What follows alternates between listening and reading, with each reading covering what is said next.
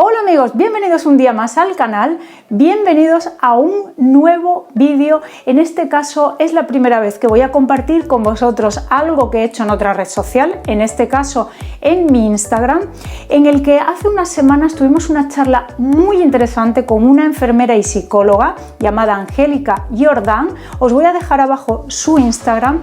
Ella es experta en temas de duelo, es experta en intervenir en procesos de duelo patológico, y tuvimos una conversación muy interesante con ella sobre el duelo, sobre todo el duelo en tiempos de COVID, que tiene muchas papeletas de convertirse en patológico. Quiero aclararos que quizás pues la calidad del sonido, de la imagen no sea perfecto, pero merece la pena que os pongáis un cafecito, una infusión, un refresco y os pongáis a escuchar esta maravillosa charla.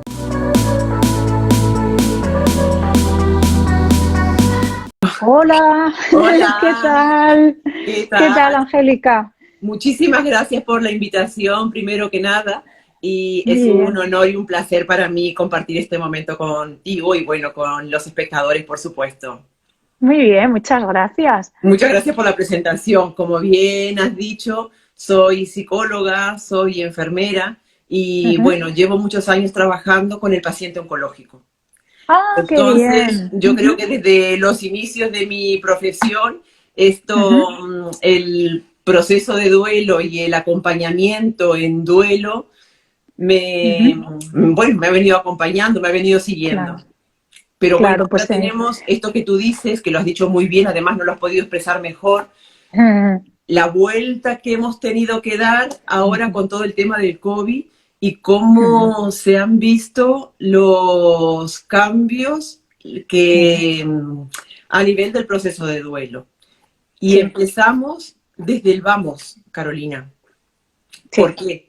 Porque desde la noticia del fallecimiento de la persona, ujú, desde ese momento sí, sí, se produce el shock, se produce una circunstancia, una situación que realmente ujú, partimos de que hasta ahora una cosa es que te comuniquen la noticia de manera ujú, presencial. Imaginemos lo que es que te lo comuniquen vía telefónica. sí, Y lo que hemos vivido en muchísimas situaciones, ujú. no nos podemos hacer una Sí, idea del sufrimiento que significa es complicadísimo. llevar al Ujú, familiar andando con un poco de fiebre, con un poco de tos, ujú. y que A termine la el muerte. proceso yendo a Ujú. recoger las cenizas. Vale, vamos a enfocar un poco en unas preguntitas que yo tengo aquí preparadas y luego yo te dejo, porque vamos a quizás a ubicarnos en qué es el duelo. Ahí Vamos vamos. a ver qué es el duelo, qué es ¿Qué es? El el duelo duelo en sí son las mismo. distintas sensaciones que se Ujú, tienen frente a una pérdida. Entonces, la intensidad con la que se viven ujú, esas sensaciones, esas emociones, van a dar la clave para saber si estamos frente a un duelo elaborado adecuadamente o si se ujú, está perfilando un duelo patológico. Y aquí tenemos que hacer una salvedad, es decir, en sí, este momento pandémico, por llamarlo de alguna manera, lo ujú, anormal es la situación. Entonces, cualquier expresión es normal.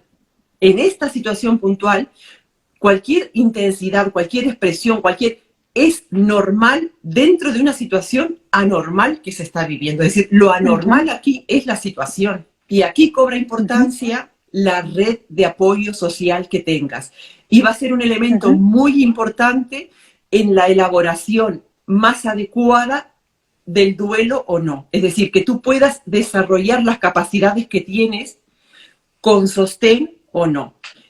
ujú, En esta situación se puede prever que el no tener sostén o el segundo momento del duelo, que es donde tú sacas toda la rabia, la ira, y donde caemos todos, porque ahí es rabia, ira contra el personal sanitario, porque no han hecho esto, porque no han hecho aquello, ujú, porque no se diagnosticó a ujú, tiempo, porque no se le inyectó esto, porque se le inyectó esto que al final ujú. terminó matándolo. Sí, Es sí. decir, esa rabia pero esa rabia es lo que te permite seguir unido al fallecido. Y esa rabia hace que puedas expresarla o encerrarte. Cuando la puedes expresar y tienes una buena red, un apoyo social, es posible y es más fácil elaborarlo. ¿Qué pasa cuando esa rabia va hacia el personal sanitario, hacia los amigos, porque no te acompañaron como tú esperabas, porque no estuvo a tu lado cuando más lo necesitabas, porque no te apoyó cuando más lo necesitabas? Pues que terminas quedándote sola. Y si hay dos cosas que realmente son muy contradictorias para la elaboración del duelo, por un lado, el encerrarte y por otro lado, cortar con los vínculos de la red social. El duelo de la enfermera, porque estamos hablando ahora del duelo del acompañante, ¿no? Pero qué poco preparadas estamos las enfermeras para asumir estas situaciones tan difíciles y qué poco se nos prepara durante toda nuestra formación. Si nosotras no tenemos una inquietud de acercarnos a determinados recursos o herramientas, pues no establecemos unos buenos vínculos con los acompañantes o con el propio enfermo y escapamos y huimos de todas estas cosas. Y ¿cómo podría una enfermera desarrollarse en estas herramientas emocionales, con cierta distancia, con una empatía dentro de lo normal que no nos llegue a afectar? ¿Cómo podemos nosotras como enfermeras favorecer ese duelo tanto del familiar como luego el nuestro propio? Que es complicado, ¿no? Es muy complicado y aquí lo que prima es la capacidad de escucha. Es decir, la capacidad de escucha, la capacidad de estar, la capacidad de acompañar. La simple presencia, Carolina, la simple presencia, porque muchas veces no sabemos qué decir. Es una realidad. Eso es lo que me dicen muchas veces muchos compañeros. Muchas veces no sabemos qué decir. Es que muchas veces no hay que decir nada. Saber que si te necesitan, estás. Con eso sobra. O sea, dar esa información, ¿no? Darte, prestarte a, si me necesitas, si necesitas algo, estoy aquí. Estoy aquí. Ya está. Y de alguna manera facilitar la escucha. Es decir, facilitar que el paciente o que el acompañante puedan expresarse. Es verdad, son herramientas que no tenemos. Es complicado y es difícil. El apoyo emocional es muy difícil desde la enfermera. Nosotros en el hospital donde trabajo, la verdad es que ahora con toda esta situación de la pandemia, se ha, como te he comentado antes, se ha elaborado un proyecto y entonces con los pacientes COVID. Entonces se les llama por teléfono lo que agradecen los pacientes. Esa llamada telefónica, increíble. ¿Quién les llama? ¿Un psicólogo? ¿La enfermera? Mira, les llama la enfermera, una enfermera por ya sea por la mañana o por la tarde, pero un poquito para valorar cómo está, cómo se siente. Entonces, se canalizan dudas. No he podido dormir bien, me han dado una pastilla que no sé para lo que es. Se canalizan muchísimas dudas. Por otro lado, cuando realmente son pacientes que tienen antecedentes o de ansiedad o de depresión o que realmente están llevando muy mal esa situación de aislamiento por no tener contacto con la familia, porque no controlan muy bien el móvil, se les facilita el contacto conmigo, se les facilita el contacto con la psicóloga. Y eso es hasta que son negativos, porque una vez que son negativos, una vez que negativizan, sí necesitan continuar ingresados, pero bueno, ya se les permite el contacto con la familia. Claro. Pero lo que te quiero decir, los pacientes, si hay algo que agradecen enormemente, son esas palabras de ánimo que se les da. ¿Podemos hablar de las fases del duelo? ¿Siguen existiendo? Igual yo estoy un poco desactualizada. Estas fases que había de Kluber era... Kubler-Ross. Exacto. O ya estoy, desfasada. Siguen existiendo. Siguen vigentes. Siguen vigentes. Cuéntanos un poco cómo son esas fases. Cuatro, que son las fases comunes a todo el mundo. Es decir, 4. La primera, el impacto de la noticia. Es decir, cuando te dan la noticia, el cómo te la dan, de la manera en que tú lo esperabas o no lo esperabas, cuán preparado estabas para el acontecimiento. Esa primera fase va a generar un impacto y va a generar un momento emocional muy fuerte, de muchísima confusión. Luego se pasa a una segunda etapa donde la ira es la que prima por sobre todas las cosas. La ira, la rabia porque el fallecido te dejó sola en el momento que más lo necesitabas porque no está. Rabia, ira contra el personal sanitario porque la enfermera que pasó, que no pasó, la enfermera que no le hizo esto, la enfermera que no fue capaz de decirte, la enfermera que no, el médico que no fue capaz, que si lo hubieran diagnosticado. Entonces, la rabia contra la red social porque aquel que es mi conocido, que es mi amigo y no está presente, es lo que prima en esta etapa. Luego pasamos a una tercera etapa, que es la de duelo propiamente dicho, donde aquí la tristeza es donde la emoción que centra este proceso, esta etapa. Sobre todo porque empiezas a darte cuenta que el que no está ya no va a estar. Aparecen las primeras fiestas sin él, las primeras navidades sin él, y la silla vacía va a seguir estando vacía por el resto de la vida. Y entonces empiezas a vivir la ausencia con muchísimo dolor y muchísima tristeza. Y una última etapa, que es la aceptación, donde eres capaz de recordar el fallecido con alegría. Es decir, donde ya no estás centrada la atención en lo que te ha dejado, sino que centras la atención en lo que has vivido con él, en todo lo que te ha dejado, las vivencias, la alegría que te ha dejado el haber compartido con él el tiempo que has compartido. ¿Y estas fases siguen siempre este mismo orden? ¿Cada persona las vive quizás alteradas? ¿Es algo personal? Cada duelo, Carolina, es súper personal, individual. ¿Por qué? Porque va a tener que ver con la interpretación que hagas de la realidad desde tus vivencias únicas. Desde tus vivencias, cómo has ido creciendo y cómo has ido formando el pensamiento, y son únicas, son tuyas. Pero a nivel general, estas 4 etapas, si bien es cierto que pueden intercalarse, más o menos siguen este mismo orden. Esta incapacidad que a veces tenemos las personas, hablo de personas, de hablar de la muerte con naturalidad, que es propio de la sociedad occidental, que quizá en otras sociedades no se viva de esta misma manera, ¿no? Porque es una vivencia, ¿no? Social, ¿no? La que tenemos. ¿Qué está pasando ahora dentro de esta situación del COVID con esta vivencia occidental de la muerte? ¿Se está viendo un cambio? ¿Se está viendo las deficiencias que tenemos respecto a la frustración que conlleva toda esta circunstancia? Aparte de la patología que no has podido ser más podemos hablar luego. En tu pregunta, no has podido ser más clara y no has podido ser más... Sí, porque luego podemos hablar ya, si quieres, también de estas peculiaridades del duelo. Pero ahora, ¿se está viendo esto? Muchísimo, claro.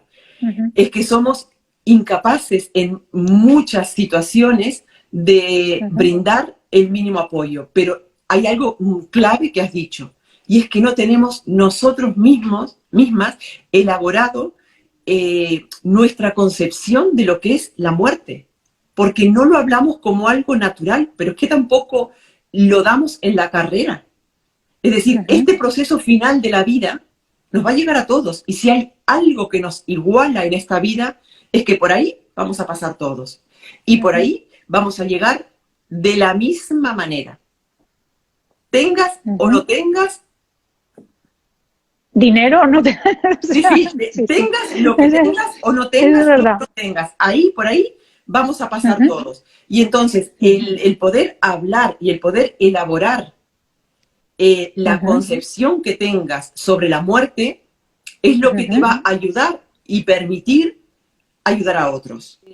Dos claves importantes para poder acompañar. Es decir, mucha gente pregunta, ¿qué hago? ¿Cómo lo hago? ¿Cómo acompaño a la muerte? Una acompañante me decía, es que yo no quiero estar. Y digo, ¿cómo? ¿Cómo que no quieres estar? Y me dice, es que no sé qué hacer. Digo, es que no tienes que hacer nada.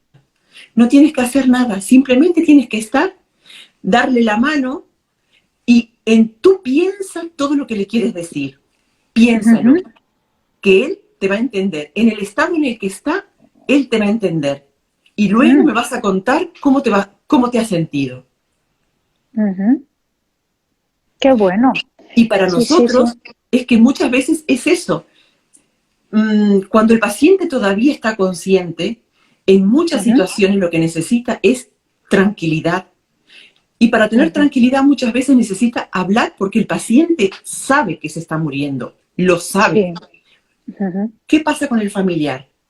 Lo que hace, de la mejor manera, porque él intenta ayudar. En el intento de ayudar, lo que hace es bloquear las emociones. Bloquear, no hablemos de eso, no te vas a morir, pero ¿qué estás diciendo? Y de alguna manera, y entre comillas, le está mintiendo. Porque ella también sabe que el paciente se está muriendo. Y sería mucho más natural, más vale callarse la boca, dejarle, permitirle que él se exprese, darle la mano y decirle, aquí estoy.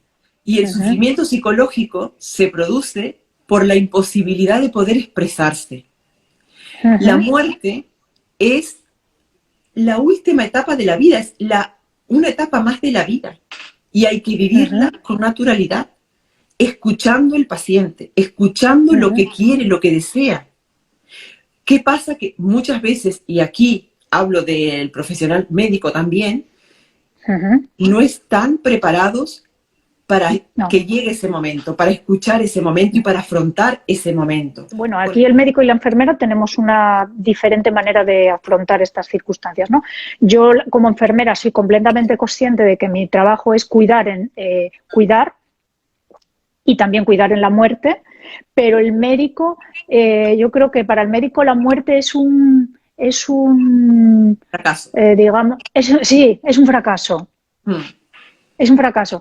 Entonces, las enfermeras sí que estamos muchas veces más, no se puede decir a favor, ¿no? Pero que vemos más claro cuando dices tú, por favor, ¿sabes? O sea, ya, porque analítica diaria, tal, esto, no sé qué, no.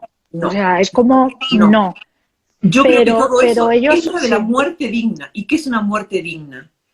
Cuando realmente no hay posibilidades, cuando realmente estamos en etapa terminal y no hay posibilidades, ¿qué sentido tiene torturar? No. Bueno, torturar... ¿no? Sí, hacer daño, porque les hace daño, lo que tú dices, analítica diaria, cuando realmente, ¿qué sentido tiene? No RCP, empezamos, y una analítica al otro día.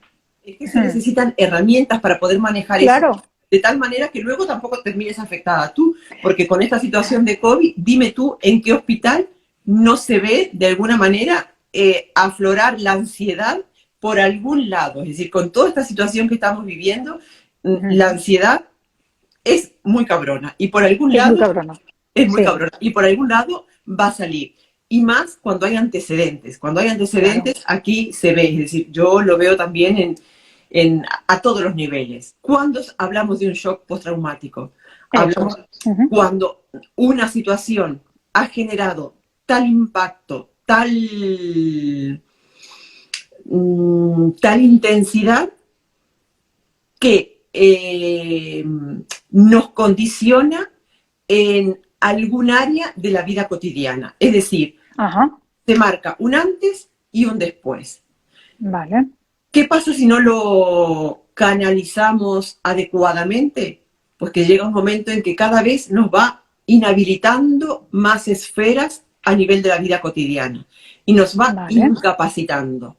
Se va a generar un shock de mayor o de menor intensidad que te va a inhabilitar en más o en menos áreas de tu vida cotidiana y siempre va a depender de dos cuestiones básicas, tus factores internos y tus factores externos. Los factores externos son la red social de apoyo que tengas tú, y cuando hablo de red social hablo de amigos, familia, y por otro lado tus capacidades internas, es decir, aquellas herramientas emocionales que tenemos, las tenemos todos, como he dicho antes. Lo que pasa es que no siempre somos conscientes de ello y no siempre somos capaces de exprimirlas al máximo. Antonella Fernández nos pregunta, pide que te pregunte, que cómo se puede sustituir el ritual del entierro en esta situación de pandemia que estamos viviendo. Es muy interesante su pregunta. Todo un tema, todo un tema. Bueno, esa es una de las claves que damos muchas veces, porque realmente hablamos del inicio, es decir, de la noticia, y también es verdad que en muchas situaciones traumáticas se han visto privados del ritual del funeral. Vale. ¿Cuál es el objetivo del funeral? El objetivo del funeral, de alguna manera, es compartir el dolor. Es decir, ese dolor tan intenso de la pérdida, de alguna manera, cuando tú lo compartes en el acto del funeral, con los amigos, con los vecinos, en donde se manifiesta con el llanto, ayudan a elaborar ese primer impacto del duelo, ese primer shock emocional que genera el duelo. ¿Qué pasa cuando esto no está presente? Pues que es mucho más difícil este primer momento. Y entonces sí que es verdad que es importante sustituirlo. Vale. En los casos que yo he visto, en una situación puntual se ha formado un pequeño altar donde hay alguna pertenencia del fallecido y entonces allí se recuerda el fallecido. En otra situación fue muy bonito también, bonito en el buen sentido, porque se pudo hacer una misa, eran católicos, se pudo hacer una misa, y entonces los familiares de distintos lugares se pudieron conectar. Y entonces vale. una misa con la urna. Compartida, ¿no? Entre una varias... misa compartida con la urna. En otros momentos lo que también ha sucedido es que, claro, ha fallecido un familiar y el otro ha estado ingresado. Entonces lo que se ha hecho es posponer un ritual para cuando el paciente ingresado fuera dado de alta y poder hacer un ritual de alguna manera compartiendo por lo menos con los que se pudiera, con los más allegados, pero es importante hacer un ritual, es decir, ahí está la situación un poquito individualizada, es decir, dependiendo un poquito de las creencias, del alcance, de que si el familiar está aquí, si la hija está allá, entonces elaborar la mejor estrategia para hacer el mejor ritual, de alguna manera, y que sea un momento compartido, donde el dolor sea un momento compartido. Vale, o sea, digamos que ese ritual es donde conectamos con esa red social que tantas veces has nombrado y eso es importante. Es muy importante porque de alguna manera también permite compartir el dolor. Sentir el cariño, sentir que están y compartir el dolor. Se han vivido situaciones en cuanto a esto, lo que pasa es que se han vivido situaciones muy traumáticas, muy traumáticas. ¿Cuántos hijos, estando en otro lugar, no han podido venir y ha fallecido papá y ha fallecido mamá? Imagínate. Claro, entonces, tienen que sustituir un poco esa... Imagínate elaborar el duelo de esta persona, es decir, esta persona cómo puede elaborar el duelo de la pérdida de los progenitores es un shock, es un impacto emocional muy importante. Yo estoy muy enfadada últimamente, en general, con los medios de comunicación, ¿eh? No enfadada en general, pero enfadada en general con los medios de comunicación, porque considero tan importante que a la población le llegaran estas informaciones o estos recursos, estas conversaciones serían tan importantes porque al fin y al cabo nosotros hablamos pues para una audiencia pequeña, hacemos lo que podemos para llegar a la gente, pero al fin y al cabo los medios de comunicación masivos son la televisión, sigue siendo la televisión, la radio un poco menos, la prensa, y qué poco se habla de esto y qué necesario, porque a lo mejor esas personas no están pasando por esa circunstancia y su capacidad de pensar pues no les da por pensar que se puede sustituir pues esa realidad o ese ritual por otro diferente, que a lo mejor eso le dé una calidez a esa persona y es que es muy necesario que demos estos mensajes. Y imagínate, porque además piensa que hay muchas veces la familia es que no sabe cómo comportarse frente a eso, no sabe qué hacer, no Claro, sabe lo mejor, claro. se encuentran aturdidos porque están todos viviendo un momento de aturdimiento y no saben qué será lo mejor. Es decir, a mí me han llegado casos, por ejemplo, de fallecimiento de uno de los padres y no saber cómo decírselo al otro. Claro, eso pues. Y entonces, bueno, hablas con ellos para buscar la mejor manera, la mejor forma, cuáles son las estrategias de comunicación de malas noticias y cuál sería el momento idóneo, si mientras está ingresado, facilitar que se permita el acceso de los hijos para que sea por lo menos de manera presencial, que no sea... Pero me ha sucedido un caso... Hay que dar esas ideas que tú nos has dicho ahora. Exacto. Fíjate que ha sucedido un caso, por ejemplo, en el que se le iba a comunicar al paciente el fallecimiento de la pareja de su marido, y es que antes de que llegara a comunicárselo la hija, le habían hecho una llamada telefónica para darle el pésame. Mira cómo se enteró esta paciente y cómo tendrá que ser la elaboración del duelo cuando la comunicación y el impacto, ese primero, ya está desde el vamos. Ya está modificado ya. Desde el vamos. ¿A qué te refieres? Ya lo has nombrado varias veces. ¿Los factores internos de la persona para elaborar ese duelo? Bueno, ¿A las herramientas emocionales? Estas son las capacidades, herramientas y capacidades emocionales que tenemos, como por ejemplo la capacidad de resiliencia, que la tenemos todos, pero que no siempre somos capaces de sacarlas a flote. Que si bien es cierto que cuando tenemos una situación traumática, la elaboramos y la sacamos como podemos, pero no siempre lo hacemos de la manera más adecuada. Vale. Y entonces a lo mejor una orientación, un ejemplo claro, este tema del ritual y la importancia que tiene. Es decir, sí que te quedas con eso de la despedida, de que no se ha podido, de que el dolor, y sin embargo con algo tan sencillo como encontrar un hueco, un espacio para poder de alguna manera hacer un ofrecimiento en una situación puntual.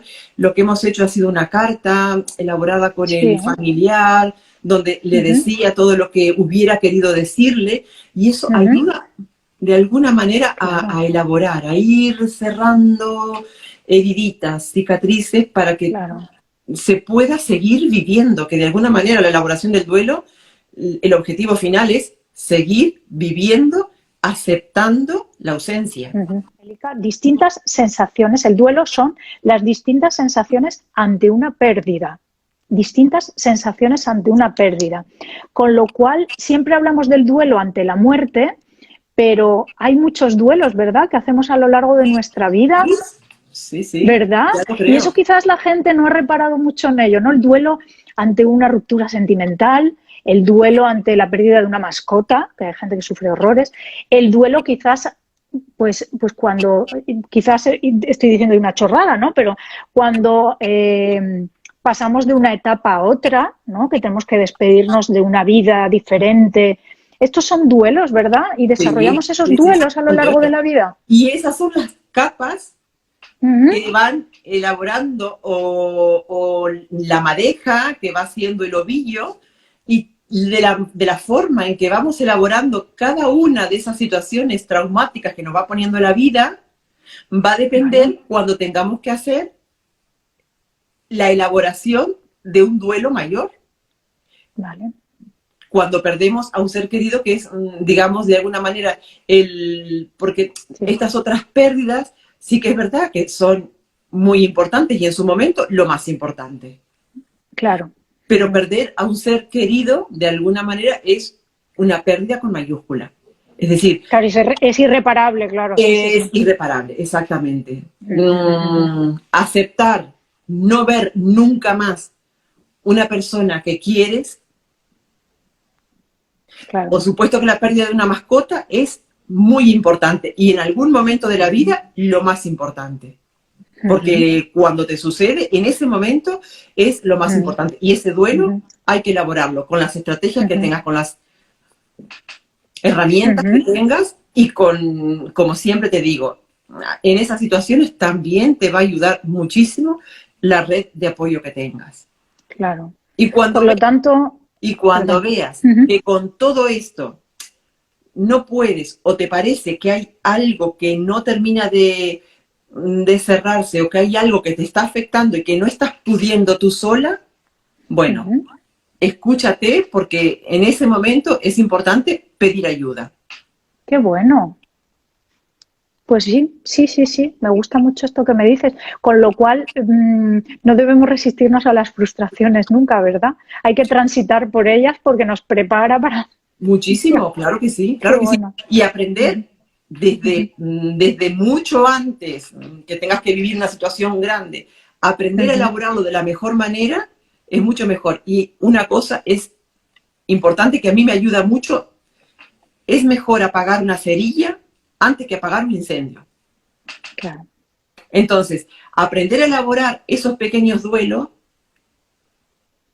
te va a servir para la vida en general. Pues me encanta esto para terminar, porque siempre digo, consejos vendo que para mí no tengo, ¿no? Pero lo intento siempre decir cuán necesario es transitar por todo tipo de emociones, aunque sean negativas, ¿no? Y el equilibrio. Porque sí. Sí, por supuesto. Y eso porque nos ayuda nos prepara, ¿no? A ese incendio, ¿no? Que tú mencionabas, ¿no? Sí, con esto lo que quería decir es que si en algún momento ves que sola no puedes, es el momento de pedir ayuda. No esperes a que se produzca un incendio. Sencillamente, si hay algo que ves que no puedes resolver, que con las herramientas que tienes, pedir ayuda. Pedir ayuda justamente para que te den más herramientas, más estrategias para ponerlas en práctica en el día a día que te van a servir para la vida. Claro, qué bueno. Pues entonces me gustaría dejar así como frase final, que no tengamos miedo nunca a pedir ayuda, ¿verdad? Que es muy necesario experimentar esas necesidades también y nunca pedir ayuda, y nunca tener miedo a pedir ayuda. Y si hay algunas, que hay muchas enfermeras y enfermeros por aquí viéndonos, que siempre demos un espacio, ¿no?, para estar, como tú has dicho, que solamente con estar, a veces no es necesario decir nada, sino estar. Y muchas gracias, que no quiero que se corte así y que no nos podamos despedir. Muchas gracias. Encantada. A ti, que ha sido un verdadero... gracias. Muchas gracias a ti y ha sido un verdadero... Me ha encantado.